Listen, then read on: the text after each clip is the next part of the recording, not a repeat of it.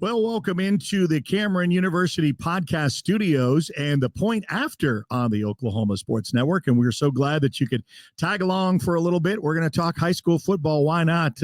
Not only knee deep into it, maybe waist deep. We're getting close to almost right up to the chin if you're just kind of wading around in it. And why not? Because this is exciting times to talk about high school football in the great state of Oklahoma. Now, when we started this just a couple of weeks ago, of our 13 schools, 11 were in the playoffs, and we were very excited to be able to announce that. Unfortunately, with some losses, and that will happen from week to week, especially with an elimination playoff football.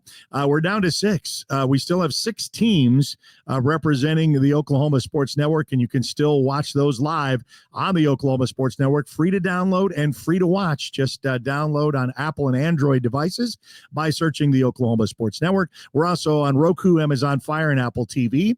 You can download us on our YouTube and subscribe to our YouTube channel.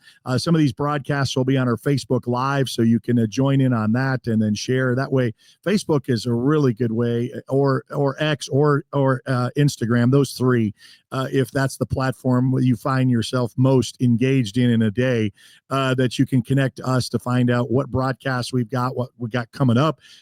Basketball's coming up right around the corner. Already talking about teams that shut down for the year. They're already texting me and saying, okay, when's the schedule coming out? We're going to do basketball. I said, okay, well, hold on a second. I got to finish this first and foremost. So let's bring in our guest, who's been our special guest. You might as well just be a part of the program now. You're no longer a guest anymore. Chris Evans from the Guthrie News Page. How are you doing today?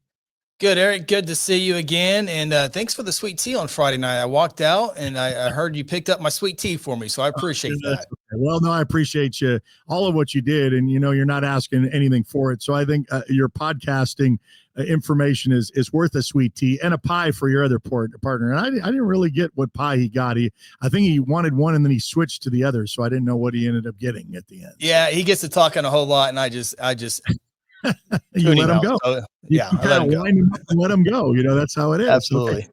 Okay, so we won't talk about the demise of the team that I follow throughout the year. The MacArthur Highlanders really had a pretty good season. But, we've talked about this before.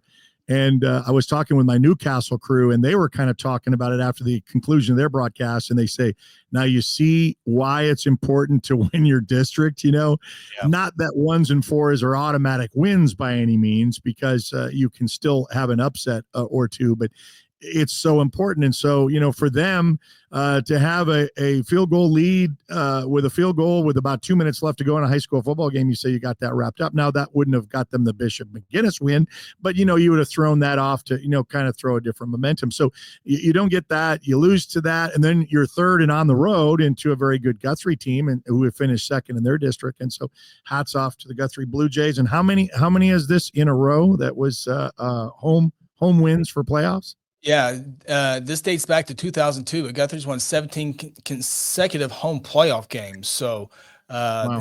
it's quite the run, really, when you start talking about a 5A community school. I'm sure Bixby and schools like that can maybe pull some of those off, but that's pretty good for a 5A school. And Guthrie has done a great job of winning these first round playoff. They got to get over the hump of the second round playoff game.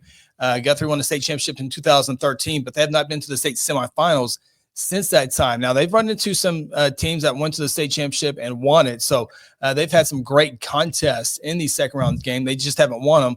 And the teams that they played have gone on to the championship, and a lot of them have won it as well. So this will be a big test for them as they go up against Booker T. Washington, who needed every second of the fourth quarter to come back and beat Collinsville 25-20, and had a fourth and goal situation inside the 10, and they brought the blitz and got to the quarterback Mormon to solidify the 25-20 victory. But Booker T's got 2 defensive linemen that are sophomores that are power 4, like Alabama good. So it'll be defense versus defense, and we'll see how that one plays out Friday night in Tulsa. Yeah, you usually don't have those matches. It's, okay, this best offense against this defense, but 2 defenses, okay, who's going to come up with some kind of offense, I guess to kind of win it. So are you giving me a baseball score? Is it going to be like a 7-6 or a 7-3 kind of game? I think there's some good athletes on both sides, on the offensive side for both teams that can run the football. But I'm thinking something very similar to the way the Collinsville game played out, the 14, 20, 21, 20, something like that. And I think both teams will stop the run, and both teams want to run the football as well. So it's a great classic East-West matchup. You know, when you have Guthrie, Lawton, MacArthur, Midwest City, Carl Albert, you kind of understand what kind of game you're going to get. But when you cross brackets, as we will here in the second round of all these playoffs, matchups become even more important in playoff football. So it'll be interesting. You know, Pryor, Newcastle, another similar situation in 5A football. How will that, both Pryor, Newcastle, two teams on the rise. I think it's two teams that will win a lot of football games in the coming years in Class 5A. Pryor has really come on with Google in their backyard. They're starting to get a few extra pennies that are adding up. So I think Pryor is going to be the new kind of splash up in the Tulsa area. And of course, the other side of the bracket, you still got Colorado City in 5A football. But those cross bracket games are always fun. Claremore and Carl Albert. Obviously, Carl Albert would be a favorite there, but Claremore has been in some big games and the state semifinals a year ago. So that will be fun to watch. And then Bishop McGinnis, who had a pretty easy victory last week against Lawton High. How will they manage? So it's a fun time. Yes. Now, before we start breaking down all the classes and kind of, we already see the matchups, and you can go to the OSSA website and they've got it broken down for each of one of the brackets, and they update those, and you can kind of see the scores and who's won where. Overall, you said there was some surprises, so I was kind of curious on what you thought was a surprise from this past weekend for first round playoffs. Well, I think the big one is down in 3A football. When you look at the bottom right of the bracket, it's been, Plainview and Cassia Hall had been in the top 5 all season long. And Shakota, who has Elijah Thomas, who's going to the University of Oklahoma, he's a great athlete. And they actually had a pretty big lead in the first half, 28-7 over Cassia Hall, and ended up holding on to a 35-28 victory to upset Cassia Hall. That's a 4-1 matchup. And then Pauls Valley on the other side. Well, I should say also, I lost track of my 3A. The other team on that side, Plainview. Plainview got upset by Bristow 25-14. So you have a 3 beating a 2 and a 4 beating a 1 to get to the second round in 3A football. So I think that's probably the big one that stood out in all the classes. Pauls Valley and Perkins had a great game in 3A as well. And today I went back and watched the 4A matchup between Blanchard and Clinton. And it was 14-14. Clinton scores a late touchdown with about a minute left. Blanchard goes down the field and scores, and they elect to go for 2. And there's a offsides, kind of fast forward. So it's 2-point conversion came from the half-yard line, and Blanchard jumps off sides. And so they go back to the 6-yard line. They throw it up, and they can't complete it. So Clinton has a 1-point lead. They go onside kick. Blanchard actually gets it, and they don't get any closer than 40 yards. But Clinton, with the mild upset, Clinton's won 9 games this year, so I don't know if it's a big upset or not, but there will be a new champion in Class 4A football. So those are the 3 games that really stood out to me. 6A football, it was kind of a blah type week. Norman North was down at halftime, but they hold more scoreless in the second half and win that ball game 30-19. So we got a great matchup with Edmond Memorial and Norman this week. And so also second round matchup, Union and Jinx. How cool is that? Yeah, and instead we'll try to maybe play a Wasso. The East Side people don't like it at all because, that's how I think this is how this materialized years ago, because it was best of the West meets the East of the best. Yeah. But then some of those schools were saying, why is it fair for us to knock each other out? And that's a good argument to have. Why you say, well, okay, why do we cry? Because now in some of these classes you can say, well, you're dominated on the West, and so why do we have to cross bracket over there? So so now you have the East and the West kind of meet over in the second. So I think it kind of evens things out. And so, but I know that I've heard the complaints before. They say, well, why are we playing this game now? This should be a semifinal or a finals that we're so used to. But the way that they played in the brackets, the way they're out, you got to play those, and one will get through. So what are you thinking? We'll start with 6A1. With that, why don't you start with that matchup, and we'll go through the rest of them, what you think will come through for this week.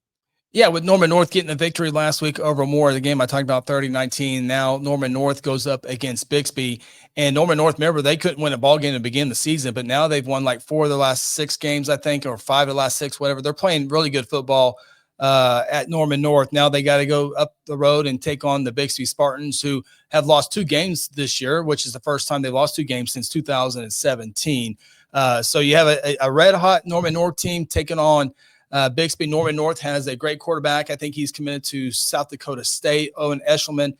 He's kind of a do-it-all player for Norman North, which is not good when you go up against a very talented Bixby team on both sides. They can, if you have one good player, they can kind of narrow in and take that away. So we'll see if Norman North can overcome that. Bottom of the bracket, probably maybe the game of the week this week is Norman and Edmond Memorial. 2 teams on the west side that a lot of people didn't have at this spot right now. And one of these teams is going to move on to the state semifinal to either play Norman North or Bixby. But these are 2 coaches here that are in the running for the coach of the year, along with Antonio Grams at Owasso. But you have a really good team. This is the first time I can say that the 6A1 is open to 4, 5, maybe 6 teams that can win it all. Then you look on the other side of the bracket, Owasso taking on Deer Creek. Deer Creek has been bitten with some injuries here as of late, but they got past Broken Arrow 21-19. Now they go on the road to take on Owasso. Certainly think Owasso will have a good chance there to get there. And then you have Union Jinx. Usually whoever wins the regular season game loses the playoff game. So that favors Jinx. And then you have Owasso that's going to have to beat Union or Jinx twice in 1 year, if that in semifinal. And if Owasso can get to the championship and that's play Bixby, they're going to have to beat them twice as well. So It is wide open. I think this is Tulsa. They love their East Side football. Just ask them. But it is heavy on the East Side 6A. But the other classes, the West Side is pretty strong as well. But we'll see if a West Side team in 6A football can win a state championship for the first time since the Midwest City Bombers in 1995. Wow. That's going. Yeah. I mean, it seems so long ago. And when you say that, Midwest City, and I think Andy Collier was he was their quarterback. He's the athletic director for Middale Schools, and I always jab him a little bit. I say you're the last winning quarterback for the Midwest City Bombers for a state championship. But they turned it around in basketball this past year. So. They did. And won. So they were thrilled about that. But speaking of Midwest City, and then, you get into that Middale, I guess it's time to translate into 5A. And it's kind of been going as the season was projected, I guess. But how do you see this weekend? Well, when you look at Class 5A football, Carl Albert and Dale City are still playing. Dale City and Bishop McGuinness, I think they're somewhat familiar with each other. I think they played in the past multiple times. Claremore and Carl Albert, another great matchup. And this is a Claremore team that lost a handful of players from last year's state semifinal team, but I think they'll give Carl Albert, a good look. I still think Carl Albert's defense is the best that I've seen at Carl Albert. Their offense, they get their skill players, Haynes and Washington, open field. They do a great job there. Obviously, we got a couple of guys that can run the football that had moved in there as well. So Carl Albert is no slouch in offense. They're still good, but their defense is what's going to carry them. And, we've seen it all season long. They're very, very special. So I think Dale City and Carl Albert are still get to that state semifinal matchup. And then on the other side, we just kind of talked about it a little bit before, East versus West, Pryor, Newcastle.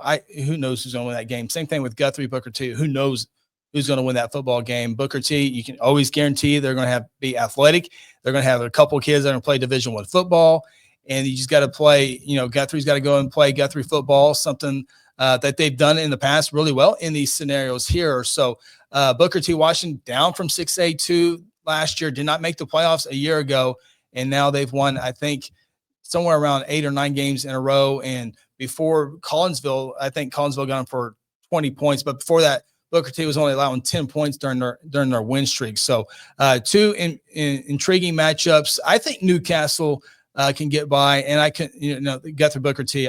It's just whoever comes out and plays really good defense. And I think it comes down to the offense, of which offense plays the best, that will win that second round game. Well, and Guthrie's road trip isn't going to be as long as Pryor's. To Newcastle, maybe a little bit of a stretch there.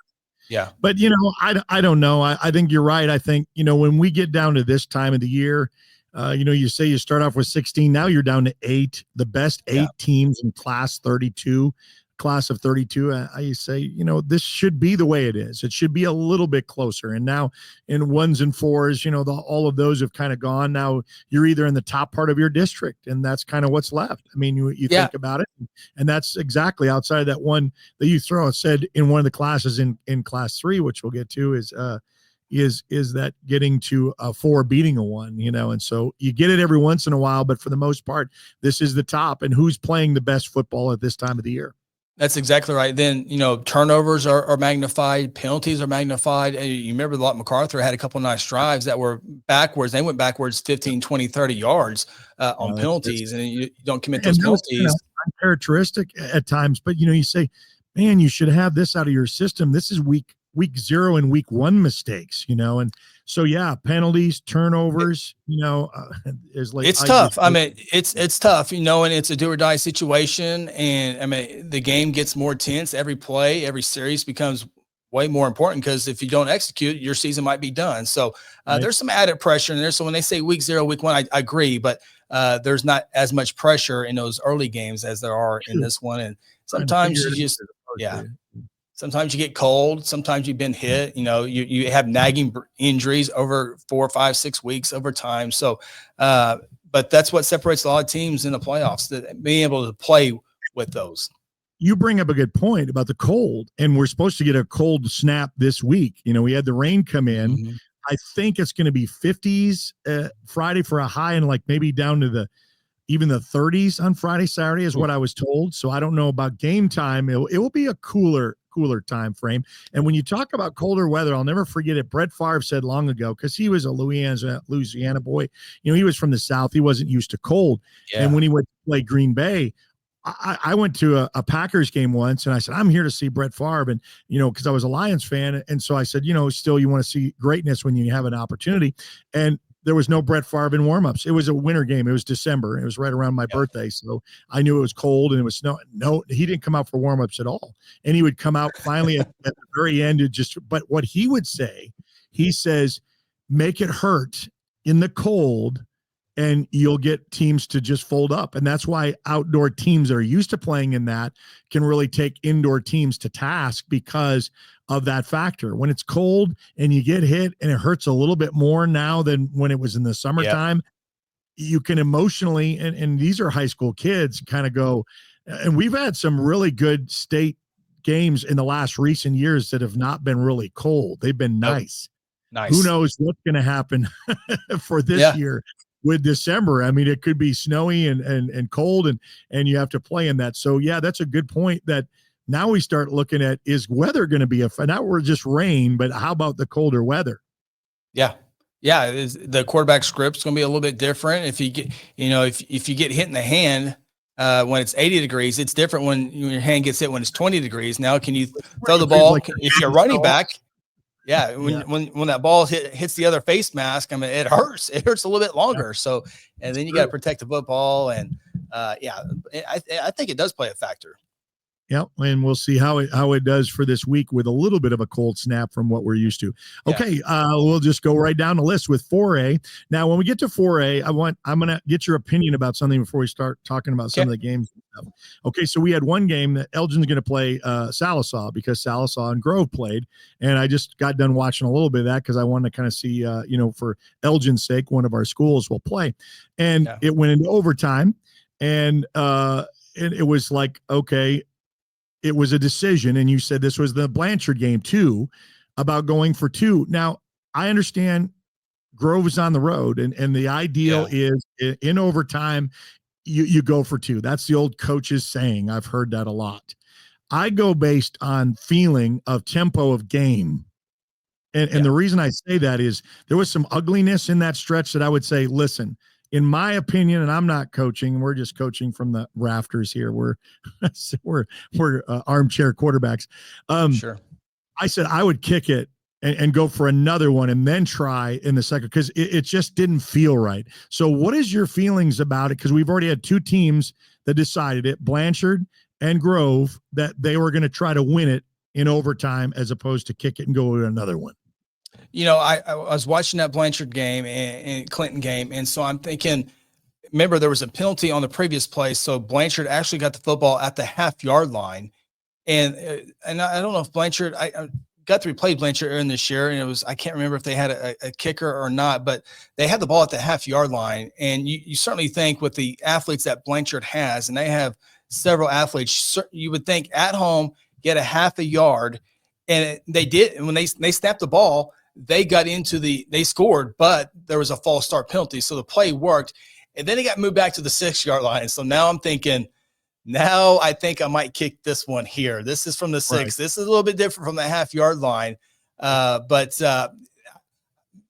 Coach Craig definitely knows his team a whole lot better than I do over at Blanchard. But and I didn't watch the entire game. I kind of fast forward and skipped. So I don't know if there was an injury that played a factor there. But but then Blanchard had a chance after getting the onside kick. They couldn't do much with it after that. But watching from the comfort of my office, I said the easy way is to kick the extra point, assuming it's easy. And in high school football, it's not easy. Yeah, you're right. They can miss not it. Easy. And then But you have, but Coach Craig at Blanchard has 4 or 5 studs that go under center, and then you do the tush push. I would think that play would work 9 out of 10 times in high school, and in fact, it did, except for they had a penalty. So, if there wasn't a penalty, you start at the 3, and you still like your chances. I think if you're a team like Blanchard.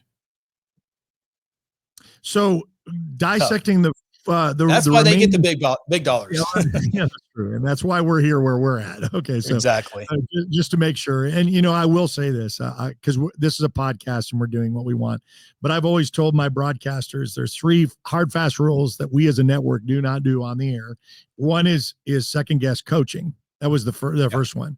Because I said I don't want a 4th and 1, and then my guy said, "Oh man, I would have never done that." I said, then go get your certificate. Yep. Go on the coaching sideline and tell that in his ear, as opposed to all of our viewers that are watching. So we don't do that. We don't badger officials. They've got a hard job as it is, and they're trying to recruit more, and we're trying to help them recruit more. So we're not badgering them, and we don't emphasize injuries. Outside of that, just have fun calling games. So it goes back to this. I'm doing it here, and I just wanted your opinion because absolutely. There's a hard, fast rule of, okay, it's overtime. You're the road team. You go for 2. And I said, I don't think always. I think it's on the situation, I think.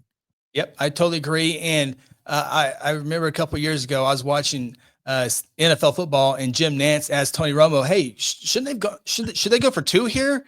And Tony Romo looked at him and said, Let me see how this game plays out, then I'll tell you. So it's just how it's just a feel, like you said. I totally agree with that. Okay, so 4A is getting exciting. Kind of what we said, kind of like 5A. We kind of said, okay, these are the names you're kind of seeing. Blanchard we threw in there, and Clinton. You can't, Clinton is Clinton. I mean, they won so many state championships for a reason, so you can't avoid by just saying, okay, we'll take them out, even though they have a down year. But what you're thinking about this class? Well, the best game was that Ada Cushing matchup. It ended up being 53-50. Cushing gave Ada everything they wanted, but the Ada Cougars won that game. And then the Bethany Broncos, not surprised that they won, but they come in a tough district and had to go on the road to Weatherford, won that game by 22. So that was a very comfortable win for the Bethany Broncos to match up Ada and Bethany. That's a great matchup. Tuttle, Hilldale beat Miami. And I think they have the easiest path to get to the state semifinals than any of these other schools. Elgin would probably be second, and that's a credit to Tuttle and Elgin. That's nothing against the other schools, but Salsaw with the victory over Grove. I think Elgin will be okay there, but I think Elgin will have a strong contest for the first time in several weeks. Their schedule has been kind of down as far as last part of their season, so they're going to have to ramp it back up. I think Coach Chalmer will have no problem getting them back ramped up, and I think they're looking forward to the challenge of playing a meaningful game against a good team in the playoffs. So it definitely looks like a Tuttle Bethany. And then Clinton on the road to Wagner. Coach Condit was going to have a tough game in the second round, no matter who he faced. And it's going to be the Clinton Red Tornadoes, and Wagner, doubled up Podo by 28, which is a good first round matchup for Wagner. So Wagner, Cale Charbonneau, the quarterback and linebacker, I think he's the best player. And we'll see if he can. Clinton's got a very good running back as well. So it's going to come down to the defenses who can stop the offensive players there. But Wagner has put a lot of points on the board throughout the year. We'll see how the Red Tornadoes make the trip up there and do that. So I feel comfortable with Elgin. I feel comfortable with Tuttle. I like Bethany, but they got to go 4 quarters. And I like Wagner, but it would not surprise me if Clinton won that game. So we could get closer to an Elgin Tuttle final. Oh, yeah, and the other thing is Bethany, if they do win over Ada, it would be a rematch for them playing someone in their own district with Tuttle and beating a team twice. We just talked about that in 6A about whether Owasso is able to do that too. So the one thing about Elgin, and I know that there's nothing that you have to say to motivate them because they've been in that spot a couple of years ago. They wanted to make the playoffs. They did that. And then they won the district last year. So they were hosting those 2 games. And then they don't want to be reminded of that game 2 where they lost. They just didn't play Elgin football and they lost 7-6 at home. And Claremore. So to Claremore, they remember that. And these seniors, as seniors, heavy class as they could be, they know it. And so, I think they'll be all about business. They're at home. They do have that as an advantage. They've got, and we looked it up because I said, where is Sallisaw? It's almost like the Arkansas border. That's a 3.5-hour trip. And so we talked about weather being a factor. And I know coaches will try to find a halfway point to get the kids off the bus, stretch the legs, maybe find a eating place so you can kind of break up the monotony and not just be in a bus for 3.5 hours. But there is an advantage that West or East teams that host and have people that are a little bit further out have to come. Yeah. No doubt, Salsaw Black Diamonds with a nice victory. And it's a reminder that when we get to the state semifinal matchups and those are neutral sites, remember this year, it's Tulsa that gets to host the neutral side of the bracket. So if it's trying to think here, if it's Booker T and Newcastle in a state semifinal game, that game will be played in the Tulsa area. If if Edmond Memorial beats Norman and they play Bixby in the second round, that game would be in the Tulsa area. So just keep that in mind. So it's the east side. Start that this year? Well, they alternate every year. Every year. Yep. So the West will get to host it next year. Then they just flip-flop it, which is the best and fairest way to do it. It keeps a lot of the other guessing parts out there. Right. I understand that. But Elgin, Tress Laura, real quick. Laura, I think, threw for a couple touchdowns. Ritza Meyer ran for a couple touchdowns. Shut out Ardmore, which is what they're supposed to do, 43-0. So Elgin is looking the part this year, and there's no doubt. They're rolling. Yeah, there's no doubt. They are. Okay, down to 3A that we go, and very interesting class every time we end up talking about them. Yeah, even we mentioned earlier with Bristow and Shakota, 3 beating a 2 and a 4 beating a 1 on the bottom right side of the bracket. So somebody, Shakota Bristow, is going to a state semifinal game that really a whole lot of people didn't pick to get there. Still good teams. I mean, they've been in the top 10 all season long. So it wasn't like a surprise for a whole lot of people. Surprised that they won, not that they won, but for both of them to get through was something else. Sulphur, no issues with Kingfisher, and they'll take on Ida Bell. I certainly think Sulphur has a clear path to the state semifinals, and really, I think Sulphur is a state championship team. I think they can obviously win it, and they're going to go up against somebody, I think, in the finals, whether it be Heritage Hall or Lincoln Christian. And we talked about it before with Carl Albert and Dale City on the same thing in 3 football. Number 1, Lincoln Christian. Number 2, Heritage Hall. That's this. If both teams were to go out and win, that's another what many people view as a state championship game that's going to be played in the state semifinal. But I think Sulphur, unlike 5A, I think Sulphur is a solid in total. Our solid teams kind of over them by not. There's other good teams. Don't get me wrong, but they're quality teams. Sulphur in total that can get to the championship and win it.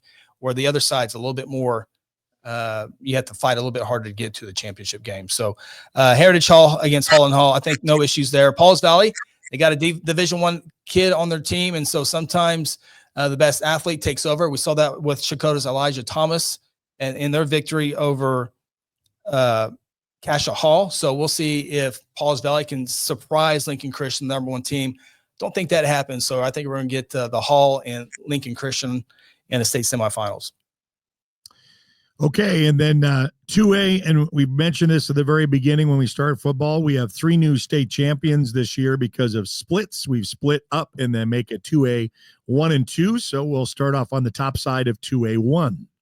Yeah, Millwood victorious over Crossings. Again, everyone thinks it's going to be kind of a Millwood-Washington state championship game unless something surprisingly happens there. Chandler, they're feeling confident right now. They shut out Hugo. Cruz Jackson for the Chandler Lions is a very capable quarterback.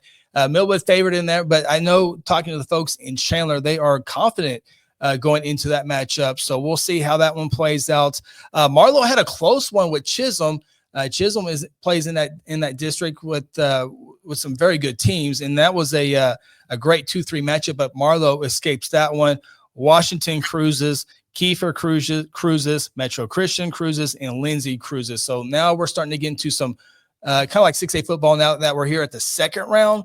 We finally got some really good matchups when you look at Washington, Kiefer, Metro Christian, and Jones. Certainly think Metro Christian and Washington can get by them, but it will not be easy for Washington. Kiefer's been a team in the top 10 all season long. And, Millwood, and maybe I would say Marlowe, although Kingston, very, very much like Kiefer, a team that's been in the rankings number 7, but now you're starting to go against some teams that are in the top 5. So we'll see how that, because they play on separate side of the state. You cross bracket this matchup east-west, so you never know. It's all, as we said earlier, it's all about matchups, and we'll see how these matchups play out.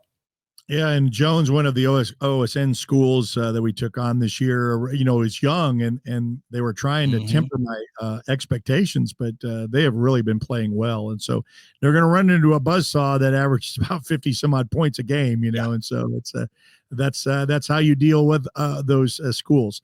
Okay, 2A2, kind of this is the split, and this is the first time of the year, so there's going to be some names that we're not very familiar with hearing at the end of this. Well, I had Davis as the state championship team in the preseason. They lost 3, then they lost first 3 non-district games to very good teams.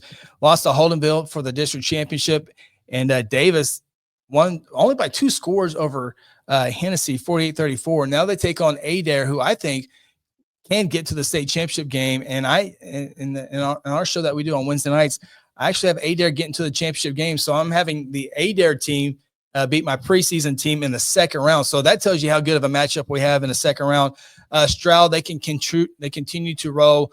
Salina has had a couple nice victories this year. They beat Henrietta by a couple scores, but I think Stroud is just going to be too much for Salina. Holdenville Colcord is a great matchup. Colcord has had a few years here in a row playing high-level football. This is the first time we're starting to see it from Holdenville. So you have a team with some experience against a team that is trying to get some experience. And is that experience good enough to overcome it? I don't know. That's a great matchup in Holdenville this week. And then the bottom of the bracket, you have Vian and Beggs playing in the second round. And you talk about schools that have great athletes year in and year out, not on the football field, but the basketball court as well. So that will be very entertaining game to watch there. Vian has been a little bit more consistent throughout the year. Beggs is kind of up and down. You never know what you're going to get from Beggs. But if Beggs comes, they're capable of winning a state championship. But they got to get a little bit more consistent. I think Vian's a little bit more. So I think I have Vian against Adair in the state championship game. We'll see if that holds up this week, as they will have tough second round games and semifinal games to even try to play for a state championship. So 2A2 is a fun class this year, just because, again, Adair way up there, Vian over there. You have Stroud in the middle of the state, and it's just really don't know. I mean, we haven't seen these matchups. We haven't seen these teams play against each other, so it's really hard to tell. But somebody's going to be the first ever 2A2 champion. Yeah.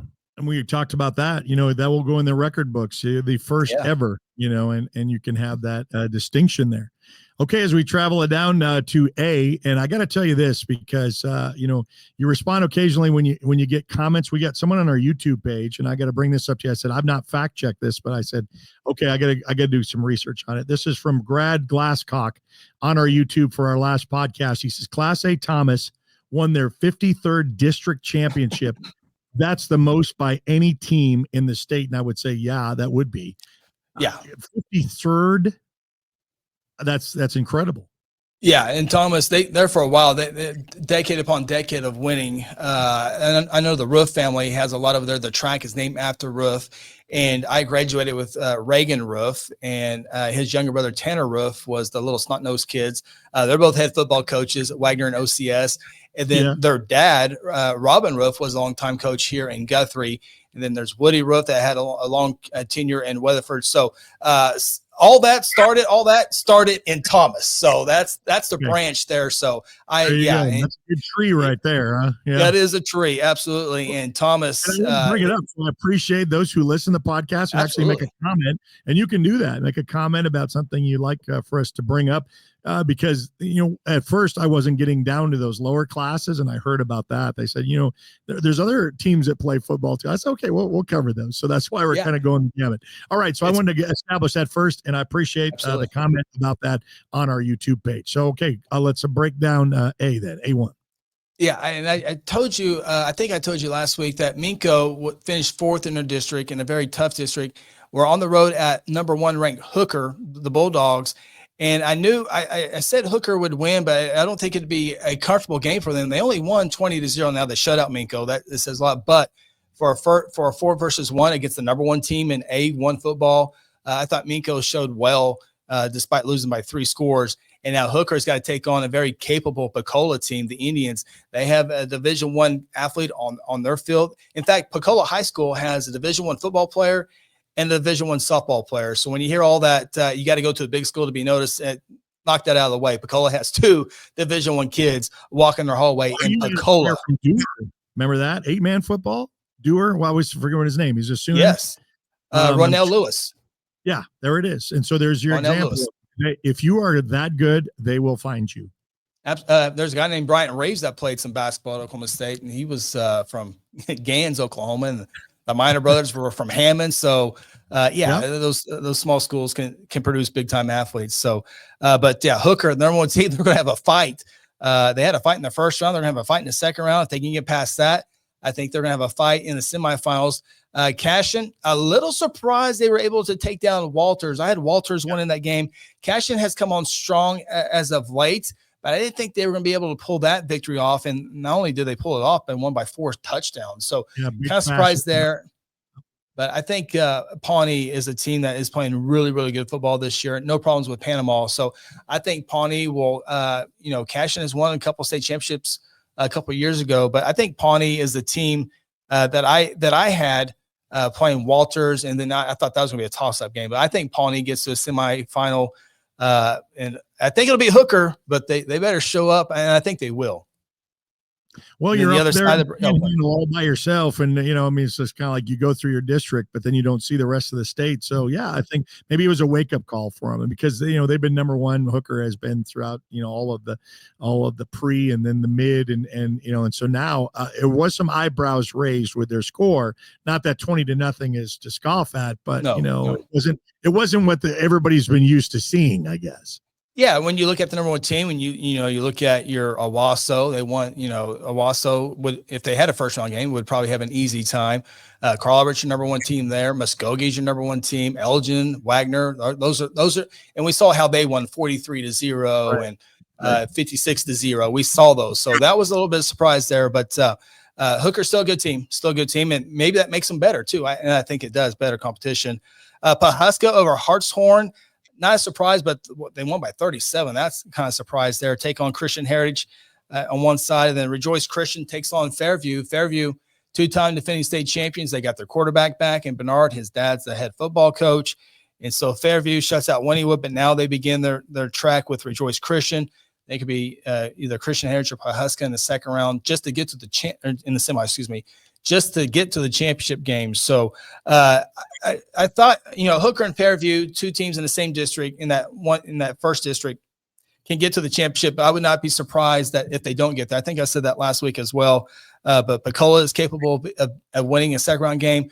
Rejoice Christian is highly capable. This, Fairview Rejoice Christian, that's number 2 versus number 3 in a second round matchup. And here we are talking about Dale City Crawford in the semis and Lincoln Christian and Heritage Hall in the semi. This is a second round game between number 2 versus number 3. So Class A football, A1 is going to be fun to watch beginning this week. All right. And then down to A2, I guess, another split that we've had.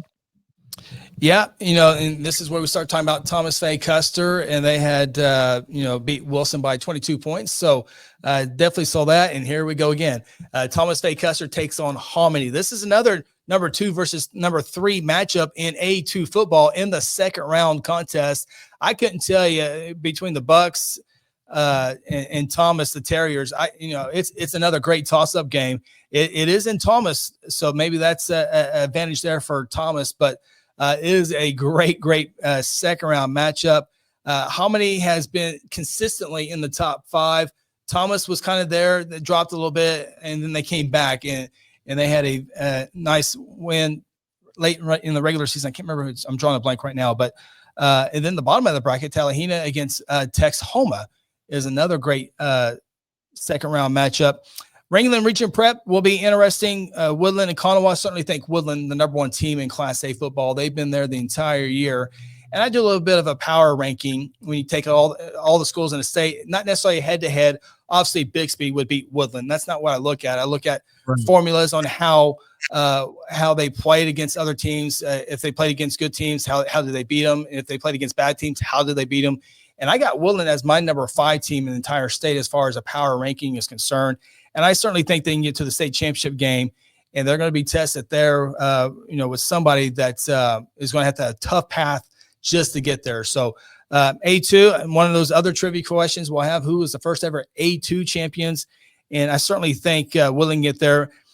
Kind of surprised, I was hugely surprised that Mangum lost to Kanawha 20-15. Mangum's been in the top 5 all season long, and they are out in the first round of the playoffs. Kanawha's a good team, the top 10 team, but not a top 5 team, I don't think. Yeah, and that's, this time of the year, you got to be playing your best football this time of the year. And, that's really kind of shows. And talked about penalties, turnovers, and what kind of makes differences. And, teams can kind of start off really good and then, taper off and then, not playing their best at the end. And then that's when you can get snuck up on. All right. Well, down the class as we go, as we descend down to finally class B's and yeah, B1 football, B2 football, and Class C football.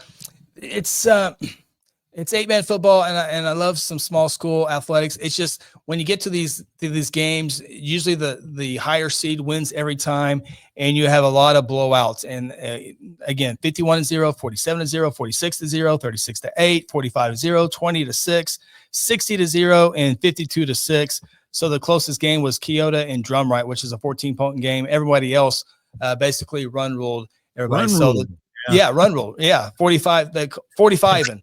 But yeah, so everything went kind of as planned. I think we'll have maybe a few more closer games this week in the 8-man rounds, but state semifinals, they start to warm up a little bit, but still not guaranteed. But you certainly like Laverne and Dewar is a good team. Hollis has been good, but I certainly think Laverne is still my B1 team to beat for the championship. B1, B2, and then we talked about 3 new championships because of the splits. And then C, you got Tipton there. That's kind of the lead dog. That's kind of running what they do. And I didn't know that they had lost in a stretch because someone said they're going to three-peat if they win this year. And I said, when did they lose? 3 years ago, I said they didn't win the state championship. Where was I? I must have been under a rock or something, So that's how that will go. Go ahead. Yeah, Tipton, boy, they've the most points they've given up this year was in a second round game with Hollis, who's a class up above them. That was a 26 ball game there, but 0-3, I guess. Ryan is a team that many think can also win a state championship, but Tipton got them 44-28. So we'll see. Ryan had no issues with Winoka, the Railroaders, 52-22. They'll take on Medford. So it'd be a great matchup between Timberlake and Ryan in the state semifinal game to maybe see who takes on Tipton in the finals. So I think we have one more week of games. So remember, Class C, Class 5A, and there's one other class. I need to get this to memory. I haven't got the memory, but like 5A and Class C, and there's one more. But they'll play this week, and then they'll have a bye week next week. They will not play as they take off week. That's really weird. Yes. Yeah, and so and to explain that, to accommodate, we're adding 3 new champions. You can't add really any more days to champion because they start Thursday night and then they do a Friday and Saturday. Well, you're not doing Sunday, you're not doing Wednesday. So what do? You extend it. So I think you said Class 5A, 7 p.m., December 14th. That is the last state championship. You say, well, how do you get there when you're already in the quarterfinals? Well, like you said, they're going to play this week, and then they're going to bye week it to prepare. Yep. Well, do you want 2 weeks before the semifinals, or do you want, a week in between the finals? Well, either way, they're going to be time off. So you're going to screech and halt with some of these classes, and you're going to go, well, aren't they playing football? And so, I think it's Class C, B2, and 5A that will have a bye week before their state semifinal game, B2. And I think, right, like next year they'll have different classes that will have that bye correct. week. Yeah. So I think B, C, and 5A will probably be December 7th state championship games. The other classes will flip flop as well. OSN is really good at rotating those around every year. Even in other sports, they rotate all that. So, yeah, that's good. Your work cut out for you right around the corner. Okay, so I think that's the rundown of this week. And I think before we let you go, you can promote your own little huddle show that you have on Wednesdays on YouTube as well. So you can catch all of what we've talked about and then some with more of that if you're into high school football. And where do we find you? We are on our YouTube channel, which is Second Banana Media, and just search us and subscribe and be notified when we go live. But we do it live every 6 o'clock Wednesday night of the football season, and it's just like this, except for I'm joined by Ronnie and Phil, and we kind of go into a little bit more into the X's and O's and all that stuff. We try to go about an hour and a half. We've been sneaking up on 2 hours, which shouldn't do that. It's hard to pay attention to anything for an hour and a half, but that's what we do every Wednesday night of the football season. Because the pool of who you're talking about has been eliminated when we get down to these final matchups. So and when teams get eliminated, they get mad, and kind of like when my favorite teams get me, I was like, you know what, I'm done with it. I'll move on to the next sport. So that happens as well. Sooners fans that's saying, "Oh, how well is the Thunder doing right now?" Yeah, that's exactly right. Yeah, the Thunder are getting a lot of attention right now. Yeah, they are. They should. Okay, that kind of wraps up this edition of the Point After with the Oklahoma Sports Network and our podcast. But I enjoy having you as a guest, Chris, and we'll probably do it again next week. We'll have a lot more to talk about in the bye weeks and stuff like that. So good having you on again. I appreciate your time. Always appreciate it. Always good talking football with you, Eric. All right. So Chris Evans from the Guthrie News Page, and you can catch them live as they do the Guthrie Blue Jays taking on Booker T. Washington on Friday.